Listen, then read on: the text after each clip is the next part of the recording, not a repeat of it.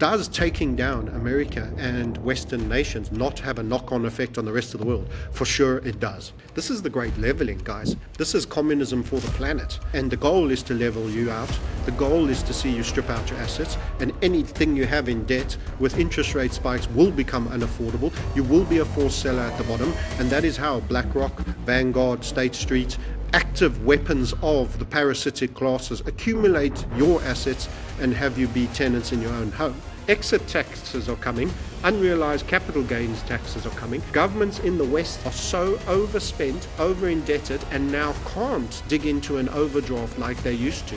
They're going to come after you to get the money that they want to waste on the next war. When you look at all your presidents that were assassinated, they were all in part resisting this process.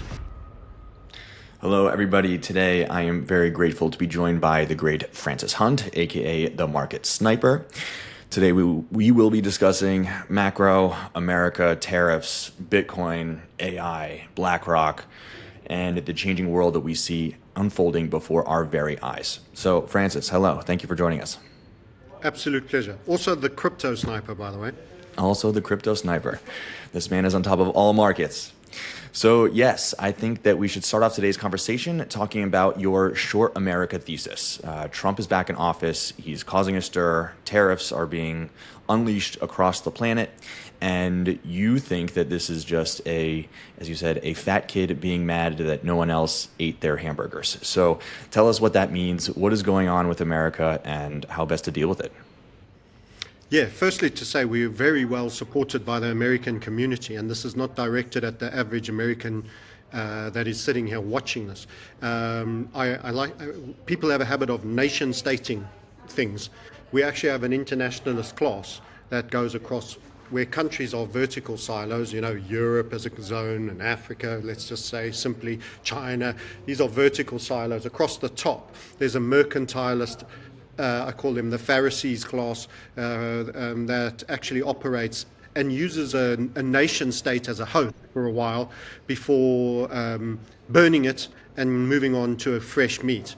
So anything I say that gets construed as being I'm attacking Americans per se is not correct. The direction and the people that are running your country are not actually true Americans, and they don't have the truth, a true American outcome for you. I don't believe the average American has wanted to be involved in as many wars as America has been involved in. I don't believe the average American, I know them to be friendly, kind, and generous people in all my travels and visits. So please, let's just make a clear definition, and that this is not a hate on Americans and Americanism, but it is on where the host nation has been captured, the orchestration and the direction there. So if we describe it just as in a kind of catchy soundbite, the short America, it's actually short the West as a whole.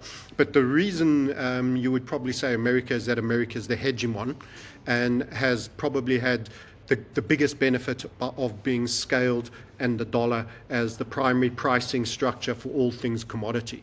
So it doesn't mean yay Europe and the United Kingdom either, or Canada for that matter. You've just had your elections there. You've seen how that one panned out.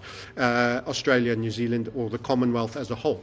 But it is a collapse of the West generally, of which the primary spire is unfortunately America's turn to be end of empired, I feel. And this has come about by a variety of sins. You've got to remember, after World War II, America was a net producer and produced more than it consumed, and was a real powerhouse and a juggernaut with an amazing trend heading up ahead of it. During that period, you had the Vietnam War, where many people don't realize, but more munitions were dropped in an empty jungle than the entire World War II, munitions-wise. You didn't realize it because it was yellow man on the other side of the planet, rather than Private Ryan with Europeans and World War II type experience. But actually, it was far more costly, far more wasteful, and it was the first real spell of excess debt that was created, and it led to the Paul Volcker Federal Reserve regime, where actually he did what you should do. And he put everybody on higher rates and starved the citizen in the street, it has to be said, for the consumption of the government that was creating more dollars than it had gold, and saying, trust us, and was actually the beginning of defaulting. Many people consider 1971 as an actual default, by the way. It's not by the technical definition, but there were 3 other defaults by the technical definition. Many people think America hasn't defaulted at all, but there was in the 1800s, 1933, and also in, I think it was 79. But anyway, that's a kind of very technocratic take. What is truly happened in that period is that we got very high interest rates. You had a sustained period of stagnation. So the stock market from 1968, you had the sort of swinging 60s, which was pretty strong. You went virtually sideways till 1982, where you commenced the bull market of all bull markets. So that's over a decade, almost a decade and a half. And that kind of started to follow roughly 2 or 3 years after the Vietnam War, which sort of started 64 and then ran into the early 70s.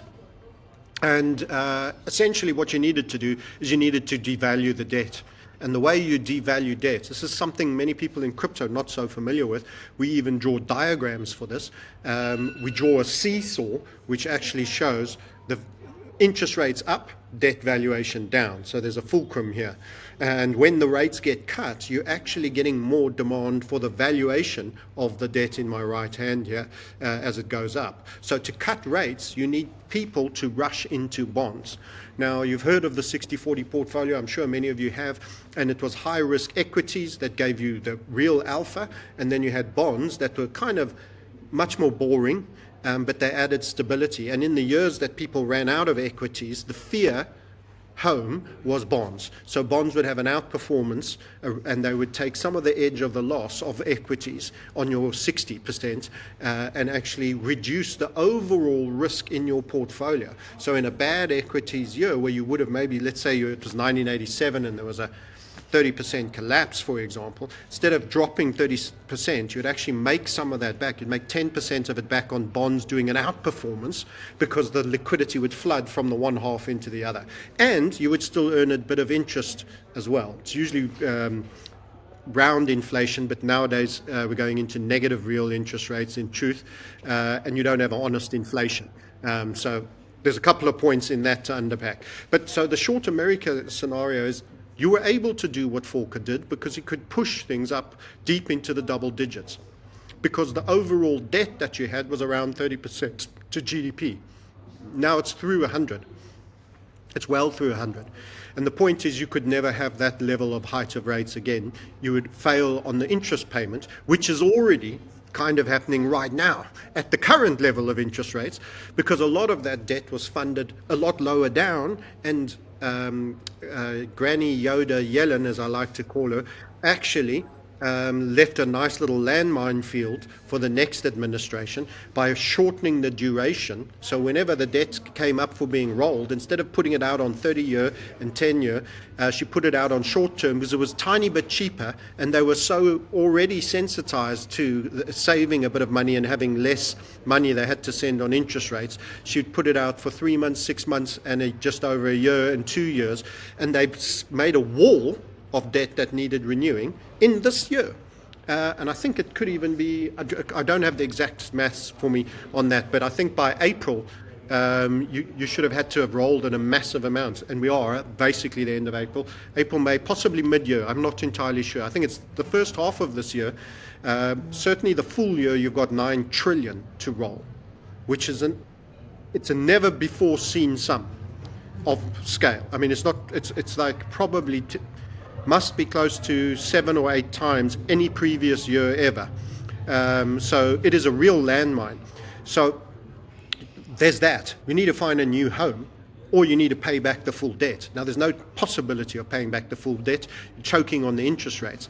And as a result, this is why it's a debt-based collapse that we're witnessing. So we called short the bond market, because the bond market has actually been a 40-year bull market. The first time we ever called it short was in September of 2020, And that turn has happened, and you had a 45% collapse from high to low. So at one point during CV19, which was one of the most extreme macroeconomic events, people have to realize, apart from Amazon, that could continue to function throughout the CV19 events with special, cleaning the packages and already miracle alcohol or whatever they were wiping them on, everyone else got shut down.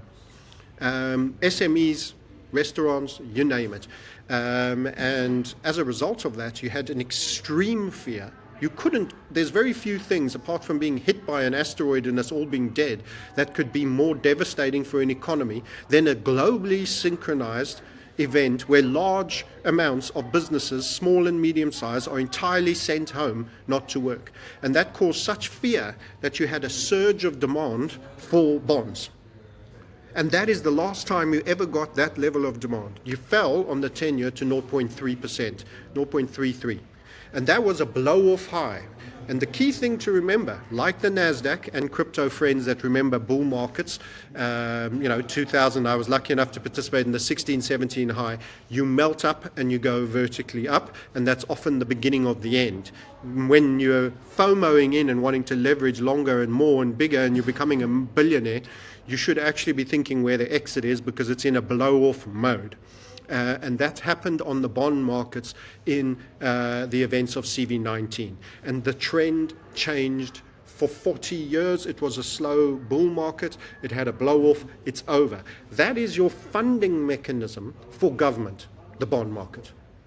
And that means every dollar is essentially borrowed into existence. So you should think of it. It's like a cheat sheet. It's not 100% accurate, but every USD has a UST or a T-bill or some form of debt instrument that created. If you borrow to buy a property, the bank is actually creating more money. And they create a liability, which is yours, you owe, and it's an asset for them. You pay them. So they have a mini instrument that has a net yield of interest payments due to it for a certain duration at a certain amount, if you fix it or if it's variable. Now, what's actually happening is there's no more demand for debt because there's too much of it about. So things that are proliferated do not have scarcity. And I'm speaking to a Bitcoin audience, and one of the key things you will all say is that you have digital scarcity. There's only 21 million. There isn't suddenly, hey guys, we're changing the rules, we've released another 67 million. What will happen to the Bitcoin price if we do that? Well, you need to think of a bond as an ever expansionary market. And each pump is having bigger dumps and requiring even more to get it just to recover and then to pump again.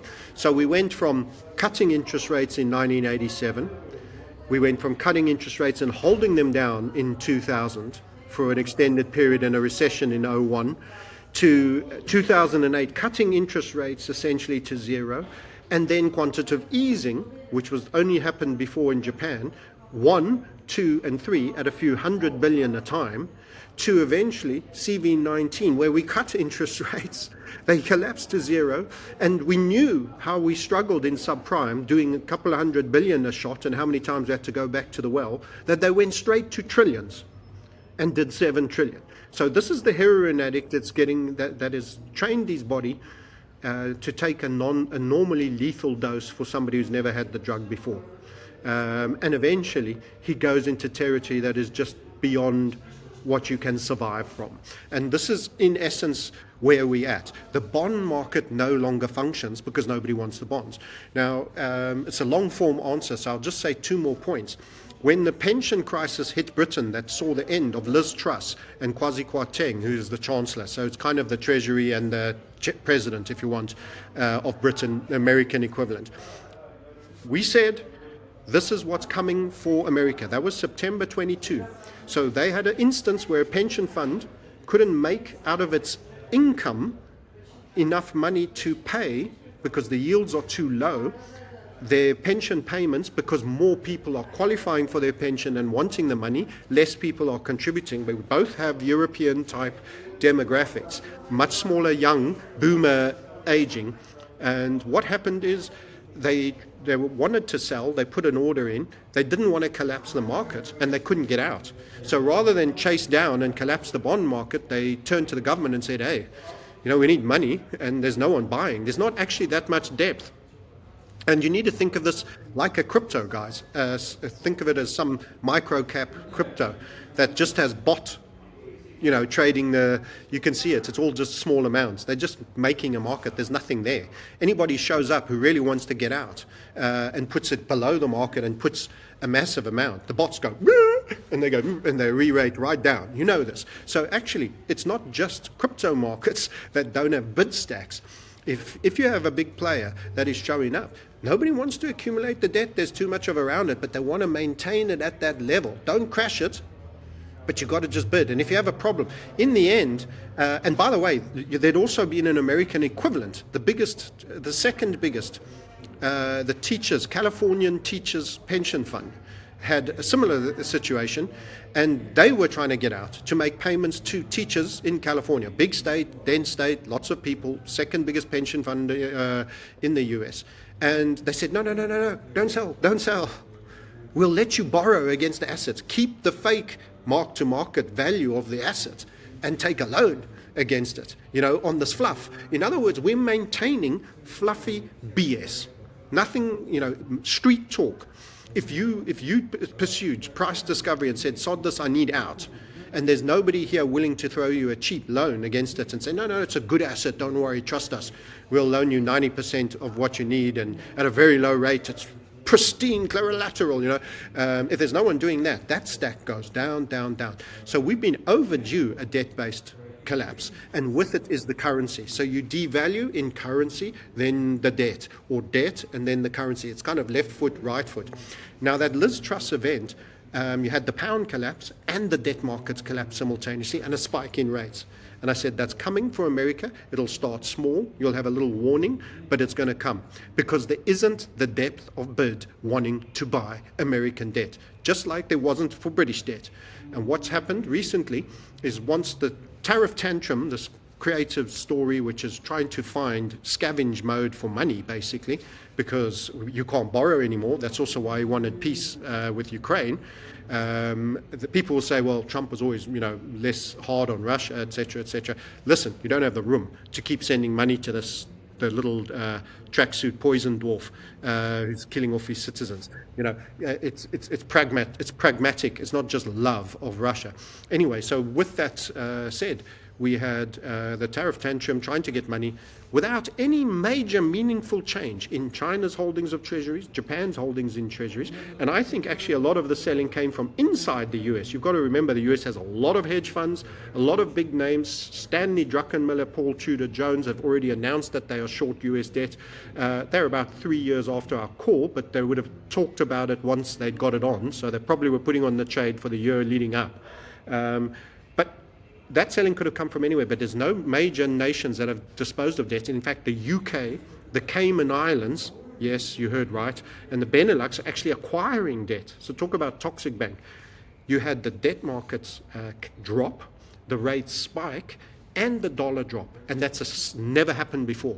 Because if US rates go up, the dollar gets bid. People can put their money in euros, these big treasuries, Microsoft or whatever. You're sitting with all this income you've made in all these nations. You convert it into the currency that you're most confident with. It's probably dollars and euros. And then you see who's paying the better interest rate. And if the American interest rate goes up, you dump your euros.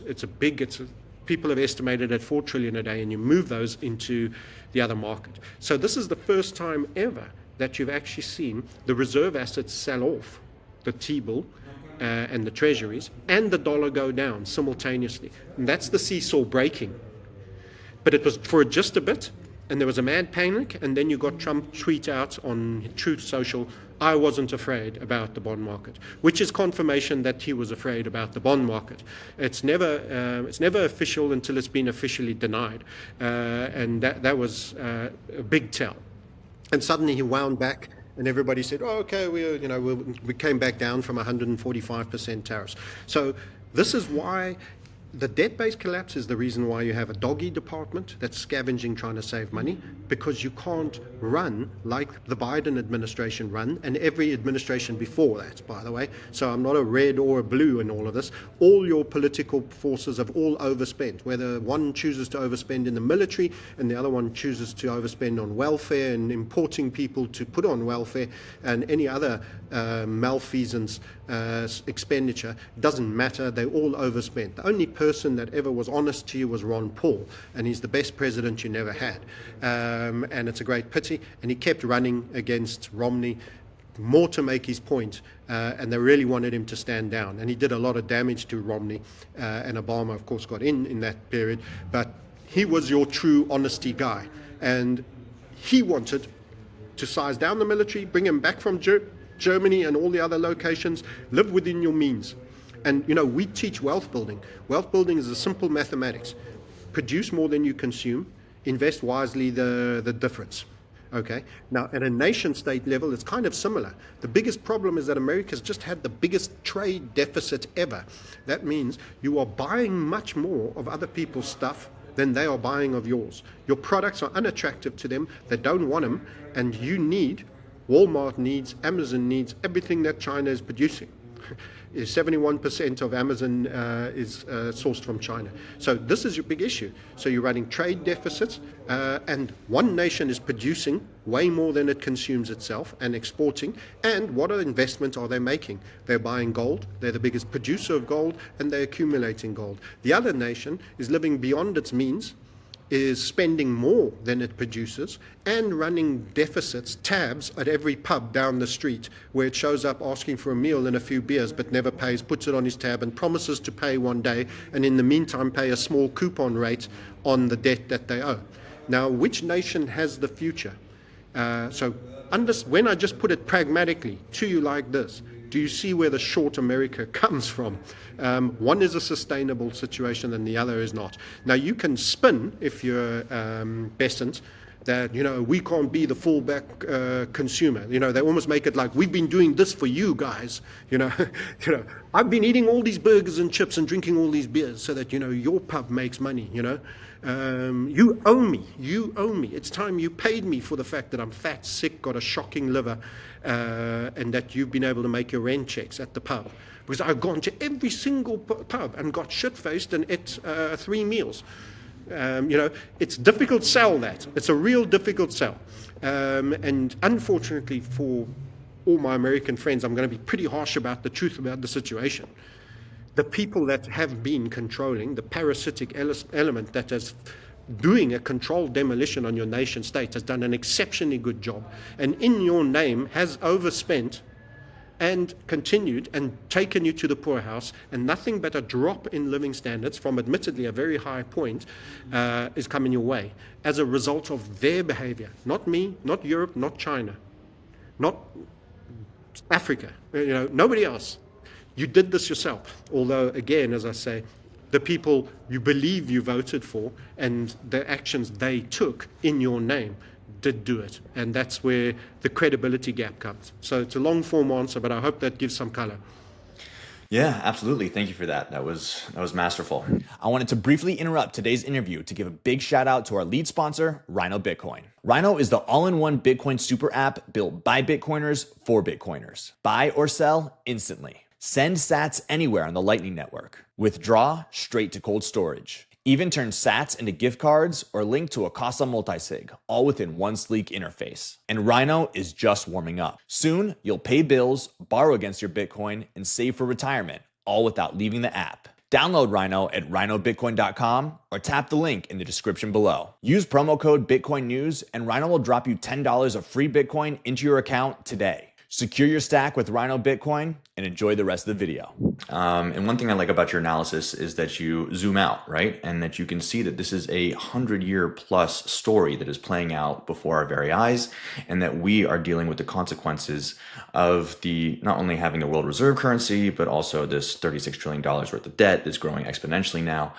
And so if we zoom out over the last 100 years, and we can go back to the founding of the Federal Reserve, if you think that's the starting point, but if you could magically teleport yourself back to any point within the last century and speak to the people in power and say, hey, you're going down the wrong path. Where do you think was that pivotal moment, that fulcrum point where America could have not gone down this path where we're facing $36 trillion and are about to see our currency rapidly lose its value?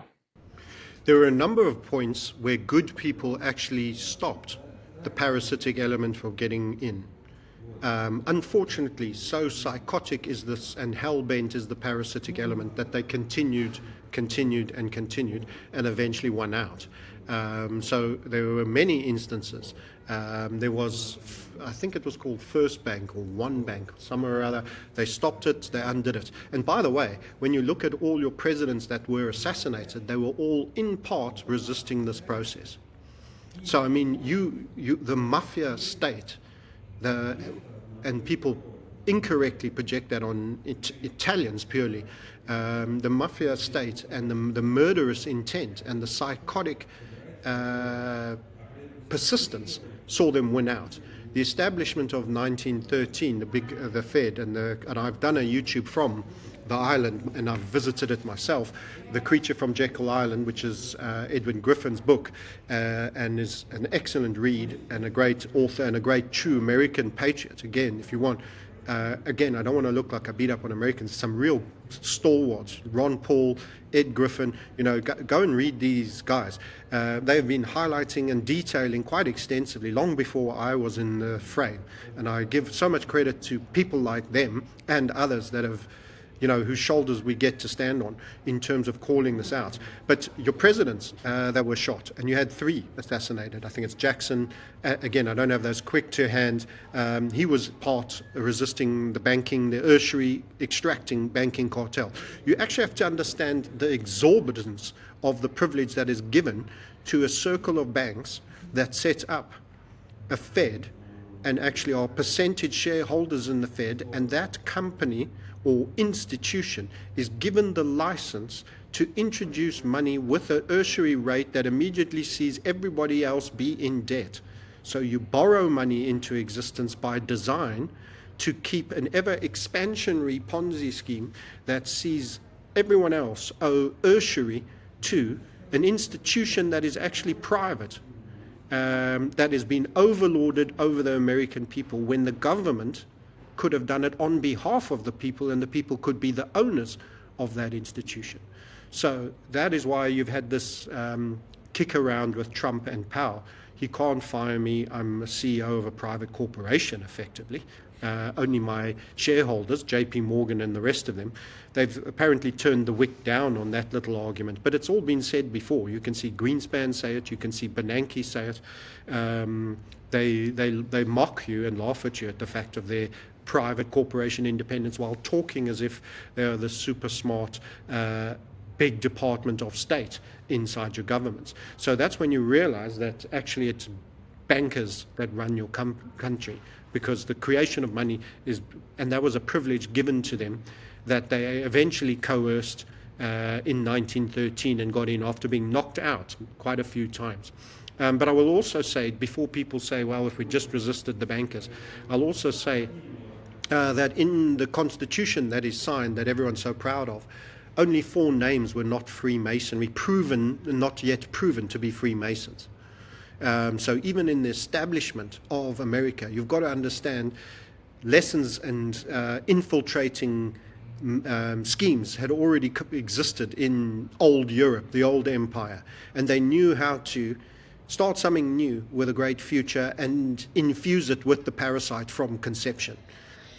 So, you've got to bear this in mind. And the history of Freemasonry, its reliance on Kabbalism, the fact that Albert Pike was a Talmudist, also was a Democrat, and also the starter of the Ku Klux Klan, the Grand Lord or Knight or whatever they did. So established all of the race hate that has been gone on. These are very devious characters that were always working to a much longer term agenda than the best interests of this new fledgling nation. So you have to take it on the chin that unfortunately it's almost like a baby that's been given 67 vaccinations at birth. You were born to die early with a disease of metal or cancers, unfortunately, and you're in this process now where far bigger forces have been at work for far longer than you and I have been alive. And that's why I'm more dispassionate, and I'm more stoic and a little bit more circumspect about saving the situation. People, the typical response I get is people give me what I call the bravery response. Over my dead body, they can come and get me, gun blazing in my hand to the last moment type vibes. This is kind of like the equivalent of Custer's last stand type story. And I actually say it's far better when you have a known battle that you're going to lose. Think of Dunkirk in the war, actually the Second World War. It's to save as many of the resources and regroup elsewhere. And I'm using popular Hollywood myth stories and narrations of Dunkirk, but there was some factual in that. And you got away. You got a lot of forces away that could later be part of the D-Day landings, rather than leaving them and being sacrificial and fighting to the last stand, which is exactly what would have happened if you hadn't, because they lost logistics, they'd lost ammunition, they'd lost a lot. So you kept the bodies alive, you got them back into Britain, you regrouped, you retrained, you refueled, you refunded, and then later you, in an organized fashion with other forces, could have the D-Day landings. So you have to recognize when you've been licked, and America was born licked, unfortunately, and many empires before it as well. So it's all about the contamination in the brain. There's actually a parasite that goes into a locust brain and actually can control it through urges through most of its life, and then can have it commit suicide and eats its way out and finds a new host. It's fascinating biology, and inherently we are all locusts with parasites in our brains. Now, that's kind of doom and miserable. So let's put the positive and the sunny side up on that. You're healthy. You've got a beautiful life. If you're smart, you didn't allow them to inject you. You know that you have enemies, that it's government, that government doesn't serve you. It's a mass psychosis experiment to participate in an election, much as it was with the events of March 2020. You recognize you've got to look after yourself and your family, and that there's real attack vectors, and the things at home that masquerade as government with legal authority over you are not actually functioning in your best interests. That's great. It's great to learn. You know, liberty has to be won with spilt blood. It's really won with ballots and paper, and those are demonstrative feelings of I've been heard. You know, you haven't been heard. You've been told how to vote by whatever media they gave and spun you. Everybody obviously would have not voted Democrat after the inversion, perversion that was perpetuated at you. And they prepared the second part of the agenda under the Republican part, and you've actively said, I choose the second part of your agenda. Because the other part was so repugnant, was such a clearly half asleep, incapable, barely had his mental senses. So you are actually thinking you're making free choices in a captured game. And that you've got to realize you're in their casino. They've tilted the table, they've stacked the odds, and you know they've blanked out all the windows, removed all the clocks, and you're dancing to their tune. And until you get that, you don't stand back hard enough and say, right, okay, if that's such a bent game, what is it I do? And here's where the question comes. What do I do as an American? I mean, Matt, my apologies, Rob, Matt's South African, you yourself are, I'm assuming, American. You're based in Texas, in Austin somewhere, let's say. What do you do when you hear a guy like me in the other part of the planet, I'm in Georgia now, tell you that you're in a busted flush, that you're in essentially a 747 flying into the mount, you know, the base of the mountain, and there's, you know, a handful of seconds left. It doesn't matter which pilot we put in there. You know, he can't pull on that joystick hard enough. The plane can't get out of that dive fast enough. What do?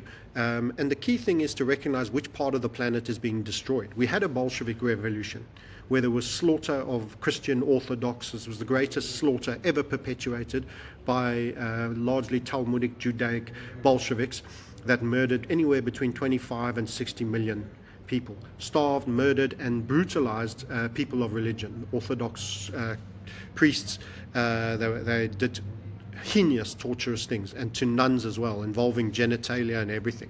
So you're talking about a ritual sacrifice slaughter. Russia has had their turn. They're going to come out of this better.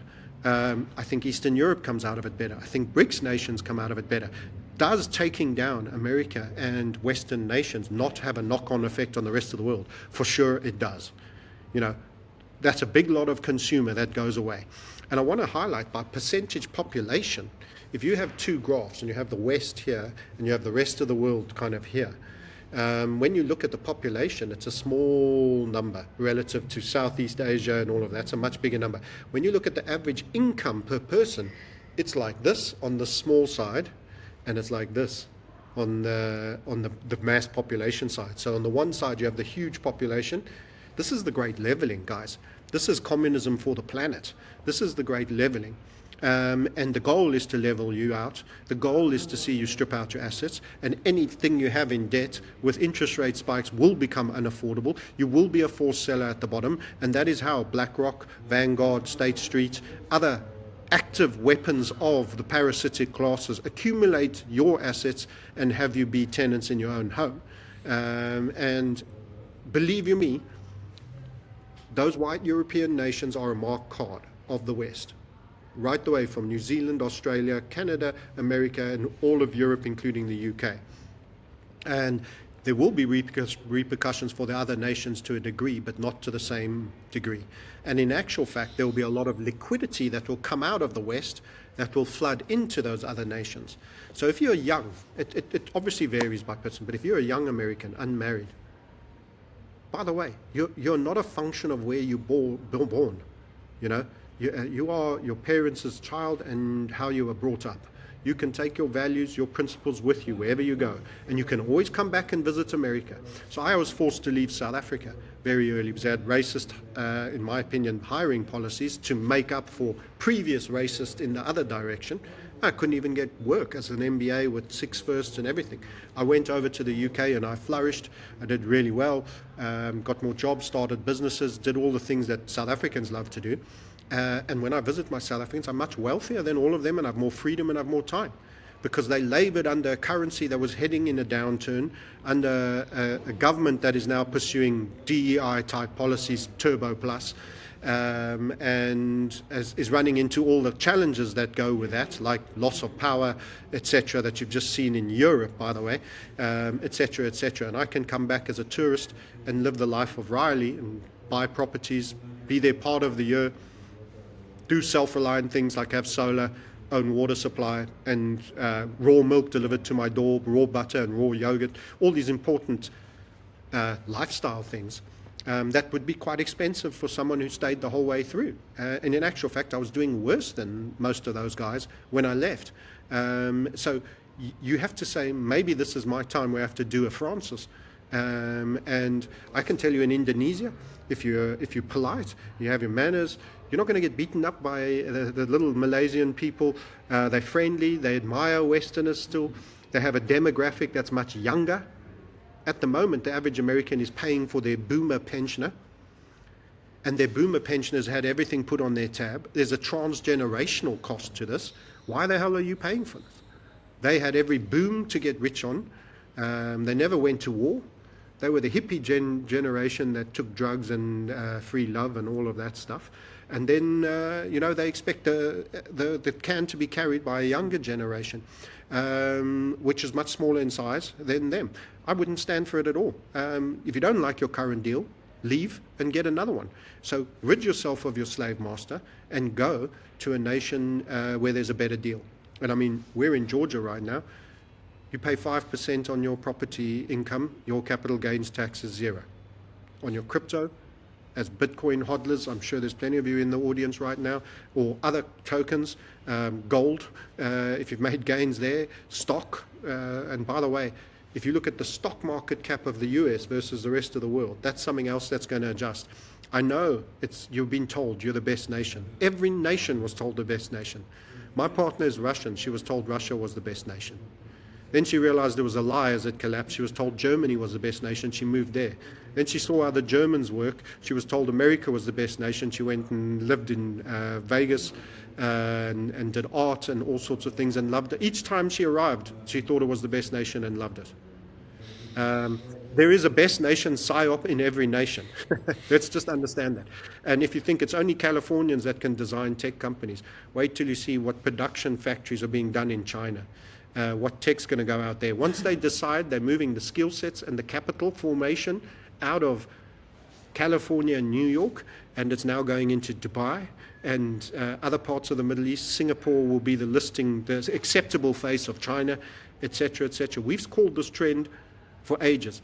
In the UK right now, the main place people are leaving the United Kingdom for with their regressive taxes is Dubai and the United Arab Emirates. And it's happening. And we've been saying this for 5 years. Go while you still can. Exit taxes are coming. Unrealized capital gains taxes are coming. Governments in the Western area are so overspent, over-indebted, and now can't dig into an overdraft like they used to. They're going to come after you to get the money that they want to waste on the next war. And how they're going to do that? They're going to come with every cockamamie scheme they can. And that's how they're going to come. And do you want to be part of the downdraft of America where you were never given the full generation of the updraft? You don't have to. Let me tell you something about success.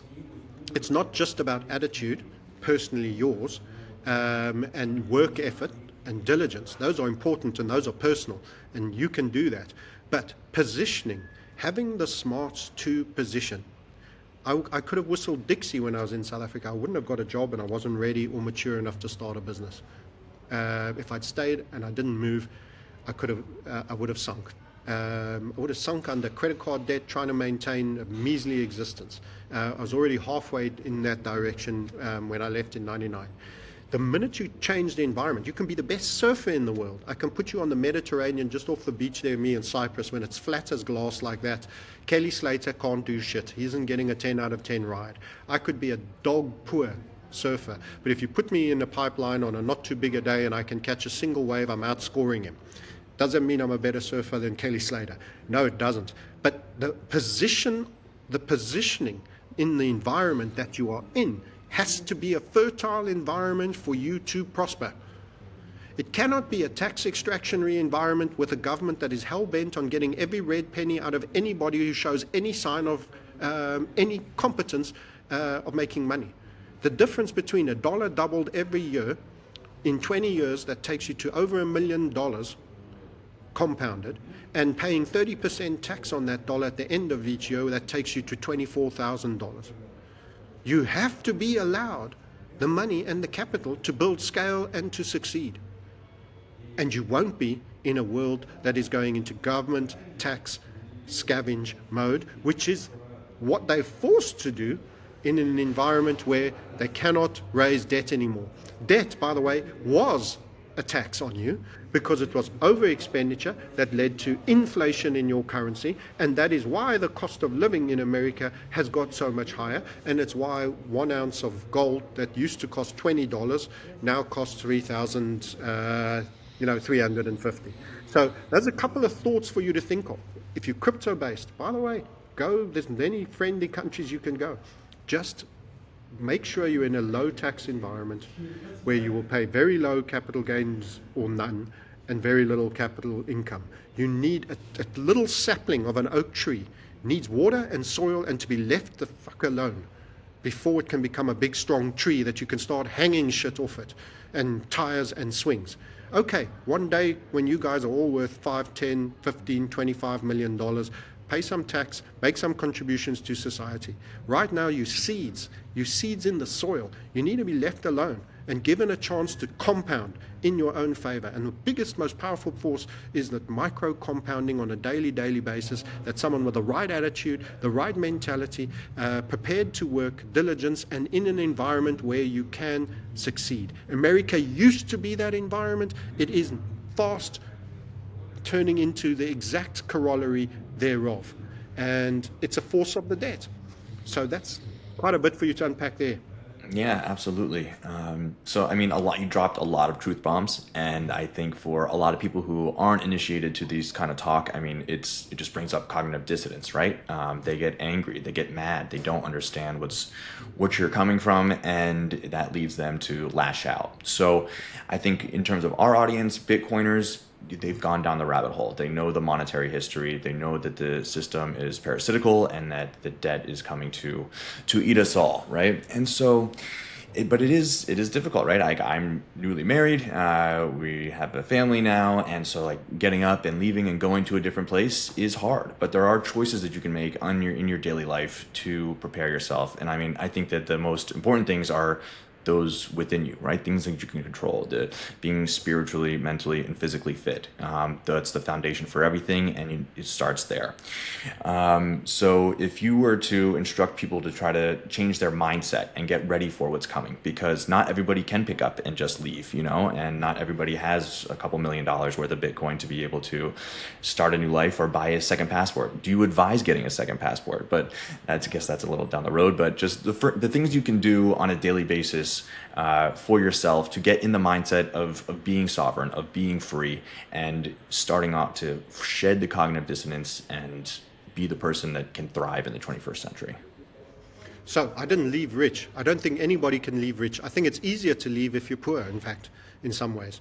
The most important part is to leave, make the first step. And let me tell you, I share this experience. I was heartbroken. I felt I was leaving a failure. I felt it was like a big admission of guilt, of underachievement to leave the country that I was born in. I couldn't hack it. All of these things, fail, quitting, it all felt like that. It's actually the bravest thing you can do, is to acknowledge you're not winning. The retreat in the battle that you can't win that I was describing earlier, the Dunkirk analogy. This is your Dunkirk, Withdraw, battered, bruised, shot up, no ammo, and regroup. You'll be back and you'll be winning this time. And that's the key thing. You've got to recognize a futility, the difference between futility and giving up. So I would say, especially recently married, it's a big thing to drop on a new wife. We're quitting the country. I actually got legally married. I wasn't sure it was something I wanted to do, but I got attached to the kids. I had an older woman with 2 kids, and she didn't make any alpha or any money. So I actually left with obligations to 4 people, not 1. But I had to leave because otherwise I wouldn't succeed. And they were like, we're with you, you look after us, and I did. And I did. You will find your way to survive, and you should do it. It doesn't make it easy. That doesn't make it easy. And everyone thinks, when I've got money, I'll do it. When I've got this. The money comes because you leave. Not when I've got it, I'll leave.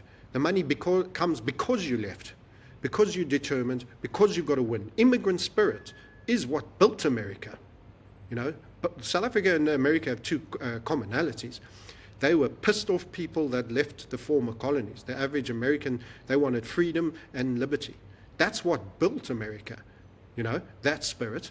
That's what built the Huguenots and the Boers of South Africa. They were French and Dutch immigrants that wanted nothing further to do with the extracting kings that were waging wars, tell me if this sounds familiar, and getting into debt and sending ever more taxmen to collect. They're going, screw you and all of that malarkey. I don't need what you think you're providing as infrastructure. It isn't much. I'll go and farm, and I will turn soil into magic. And the Dutch are brilliant at that. And they've built wealth, and they've built farms, and they've become self-reliant, and Americans too. That's part of your story, the whole Paul Revere and whatever. There's some of these stories that are a bit cultivated and created as these hero stories. The Tea Party is one of them, and Paul Revere. But nonetheless, the spirit that it embodies is something that existed. You were talking about immigrants, and they were all largely poor. You're talking about Irishmen that were essentially white slaves that came over. You're talking about Poles that were poverty, Italians from Sardinia and Sicily, the poor end of Italy. They came and built America. So forget the notion you're leaving rich. In this environment, you're not leaving rich. You'll get rich elsewhere. You've got to just leave. You've got to get the chronology right. If there's an elevator falling down the lift shaft, just get out the way and go somewhere else where there isn't. Then worry about how much money you've got in your pockets when the elevator's falling. You've got to get the chronology right. Unfortunately, And this is such a different tale that I'm telling. Everyone's going to hate me in these comments. You're going to see it being splurged. I can't leave. It's okay for him. He's a millionaire. Listen, I told you I was on the bone of my backside when I left my first country. It's a lot easier to do afterwards, once you've done it once. I always like to joke, it's a bit like virginity. Once you've tampered with it once, it's a lot easier the second and third time. So I've lived in the South Africa, and I've cried my heart out being a failure for leaving. And then I left the UK. I left with a smile on my face, and that's how it is. You've got to position where the waves are. You want to be a great surfer, go to where the waves are. Don't be in an elevator shafts waiting for the lift to fall on your head. It's just the wrong place to stand. It ain't going to do your surfing any good. And just do it. So leave. You'll work it out when you're there. The notion that you've got to have a great plan. And I loathe Google and Alphabet as a corporation for what they stand for, but there was one thing they said. They said the key thing for them was just to get started. Now, lots of people say that. They didn't know where they were going with the algorithm. They didn't know what. They just got started. They thought it could be done better. They would do indexing a different way, etc., etc. They got started. Of course, they were CIA as well for me from the outset. But nonetheless, it doesn't steal from the analogy or the principle of big things come where you haven't got the full plan. This notion that we lay down this runway with blue lights on either side for your whole freaking life, like bloody hell you do. You have visibility like that. Yeah. You get to your next meal. So just get started. Go look, go see, be something useful. The minute you open your mind to new opportunities and you say, this is the beginning of the rest of my life, you can always get a plane ticket home for cleaning dishes for a week and go lick your wounds and run off back home at any time. You can pull the chicken and there's no shame in it. And as I say, I go home as a tourist now, and I have a great existence. But I'm at a different level. The thing that people are complaining about, the cost of living, I say South Africa is so cheap compared to everywhere else. Rands are like chicken money. They used to be $2 to a rand. Now it's the other way around. It's 20 rand to $1. So I mean, I've seen what bad governance does. Should I have stuck it out and fought to the bitter end, in that elevator that's dropping at 1,000,000 miles an hour to the bottom floor? No. Don't die for countries. Don't be martyrs for countries. Look after yourself and look after your family. And you've got to look after yourself almost first. Sounds selfish, but you can't lift people into the lifeboats if you're not first in the boat yourself. In airlines, they say, and the parent puts the oxygen mask on themselves before securing it for their child. It's how it is. You have to be strong to be able to help others. Go get strong. And until then, nothing else matters. And if you're not strong yet, leave now, because the better opportunities are elsewhere. And let me tell you, white Europeans will do well with a good work ethic in Asian countries. So if you had a top 5 list for a Western dude in their 20s or 30s to investigate in terms of countries outside of the sphere, what would you look into? It depends what you like. So if I talk about someone like myself, and it depends what age group you're in. Oh, you did give an age group, sorry, yeah. I would say I like sunny climes. If I was in that age group, I would want to be in sunny climes because I tend to be more active, I tend to be more healthy, I eat more healthy, I do a lot of things. If you put me in a cold, wet, grey climate, I eat stodge and I turn into a podge. So I like activities. I like being by the ocean. So those are things that would be big for me. You might be a snowboarder, and actually you want to do that for 6 months of your year. Well, then you need to be in Sochi or Georgia or other places where there's regular snow, Canada. But if you're leaving the Western nations, is one of the most important things you do. Where do you go? That becomes a personal choice. I would say you want to look at BRICS nations or nations not allied too strongly to the West. Mm-hmm. The UK is tying its body to the mast by buying treasuries. It's going down with Europe and America and ensuring that it's going down. I don't want to bring up a topic that's unpopular, but I find it very, very alarming that there was a military-industrial complex consultancy called the Deagle Stats that actually had huge reductions in population across the Western world. I don't know how much that has already happened with the events of March 2020 and the the special versions, or how much is yet to come in military conflicts that could come. But I mean, why would a military that is essentially calculating the military spend of nations to market to them help arms dealers market to nations that looks at population, likely GDP, as the potential to spend on a deadly make war weaponry? I mean, nothing about this is good, about any part of this. You know, if you're a libertarian like me and like only strike if struck, and, you know, be gracious and defensive, let people be and do unless they harm you, how any of this rings true or well, and that they are actually seeing sub 100 million. You're talking about 99 odd million Americans. Well, I don't want to spin the bottle on and hope to be 1 in 3 as an American, or sit in the UK and spin it and hope to be 1 in, you know, like 5. They see 16 million in a population that's around 60 million in Britain. So I don't like the odds, and I also don't like the trajectory of the way white Europeans are being portrayed in rethinks on history, various other things. There's too many pattern elements here for me. So I think, don't be there. Mm-hmm. Don't be in the elevator shaft. Yeah. Do you think a second passport is needed? Optionality is huge.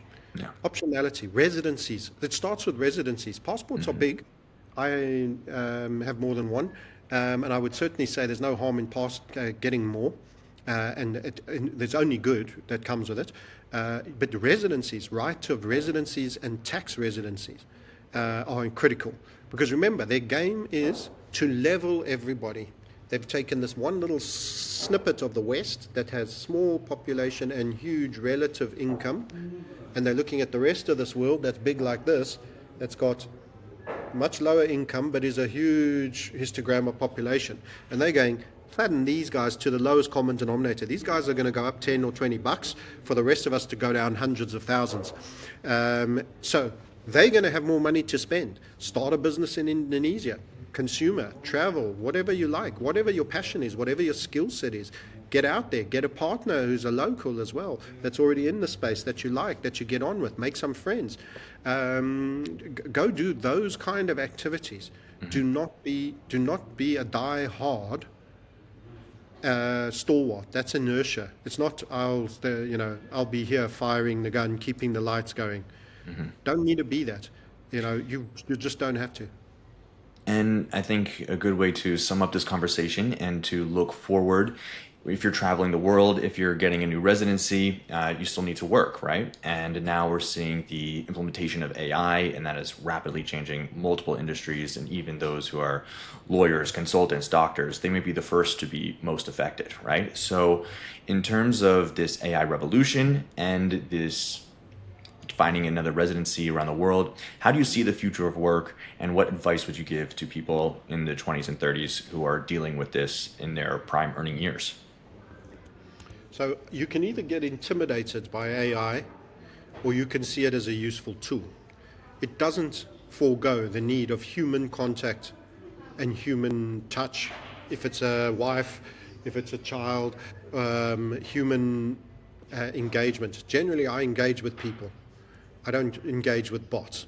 And I don't enjoy bot experience either. So what you should do, just say, my business is built off a YouTube channel. Say somebody thought they want to do me, or what you guys are doing as well. Start a YouTube channel and use AI to help you write what ideas you should be covering. Let's say you're a Bitcoin enthusiast.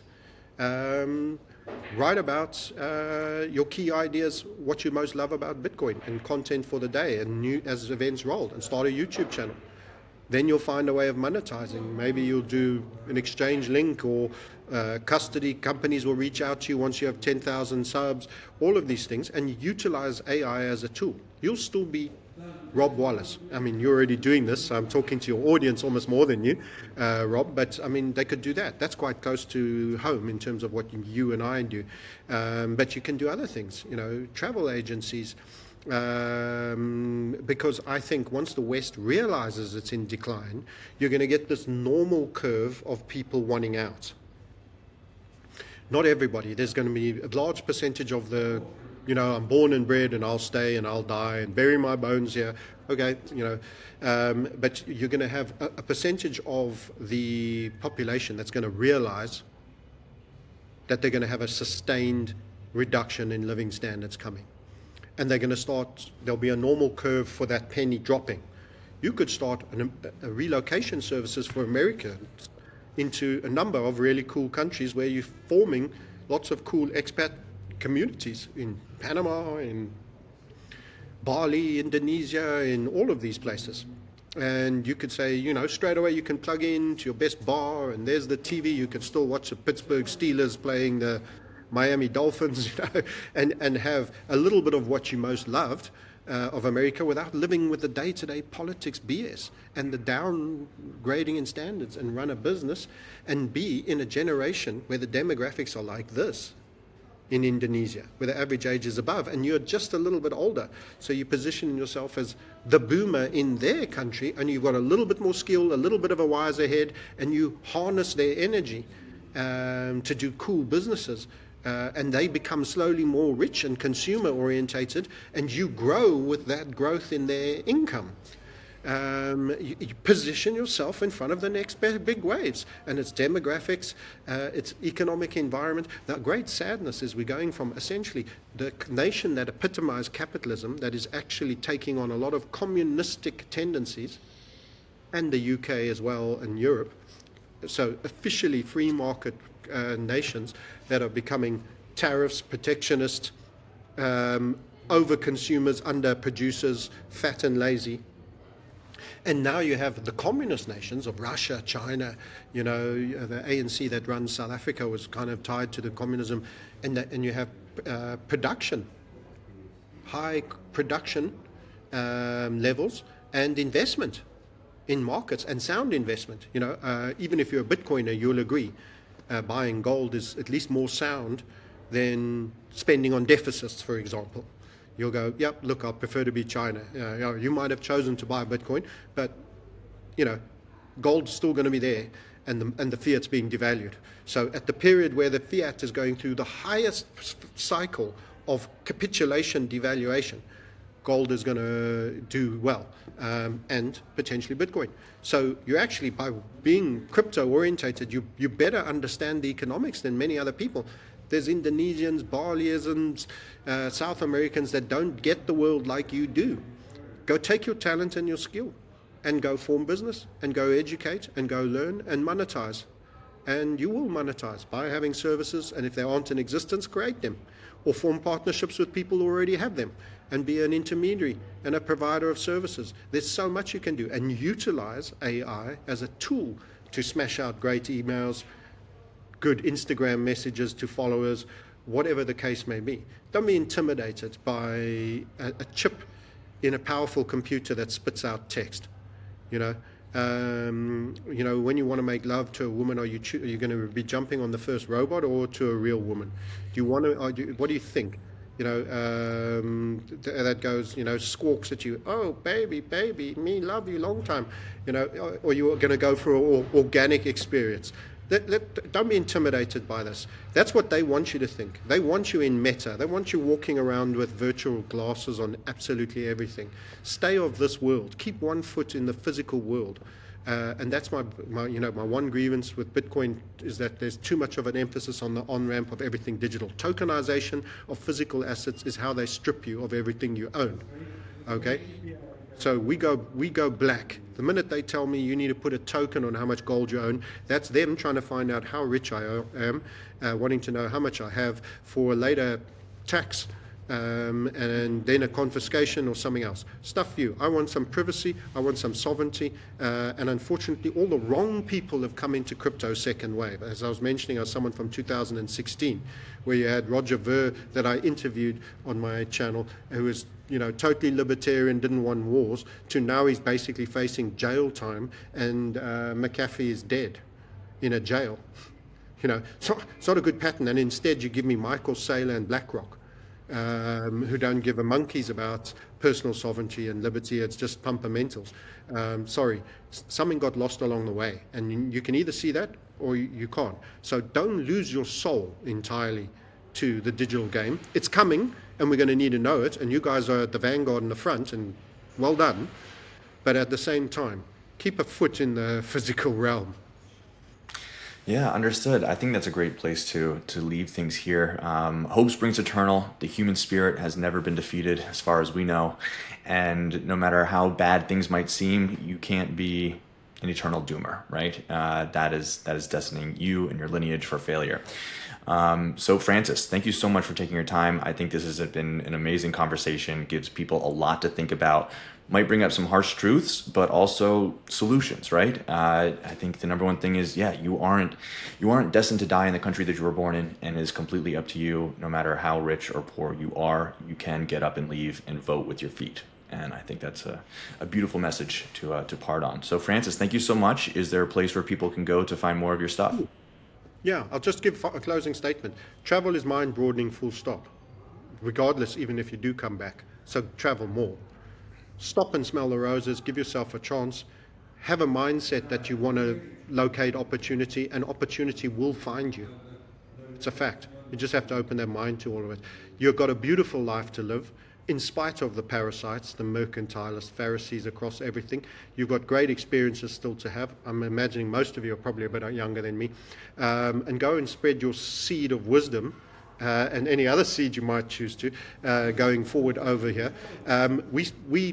My services pertain to helping people build wealth, and we are active in crypto, and certain projects are going to do well, and some of them at the behest of those same system builders, that surveillance grid builders.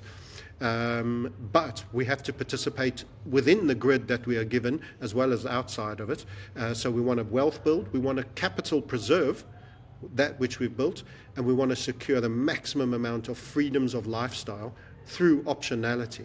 Those are our three goals for our members in our community. And we do traditional market coverage on the Market Sniper YouTube channel, and we do crypto coverage on the Crypto Sniper, and we're out to make gains. We make no apologies for that, and we want to preserve those gains when they're done, and we utilize a unique trading methodology that you can find out more about when you watch the channel. Thank you very much for having me on, and don't be bummed out. You were born for these times. You were given the toughest challenge. You were going to have an interesting life, and you're going to go on a great old journey. Just don't be inert. Be prepared to travel, move, and seize the opportunities that present themselves along the way. You can position anywhere in the world you choose, and with the right mentality and the right environment around you, and you get a chance to select that, by the way, it's on you, you can absolutely flourish. And I wish you all great flourishment, and thanks for having me on. Cheers, Francis. Until next time.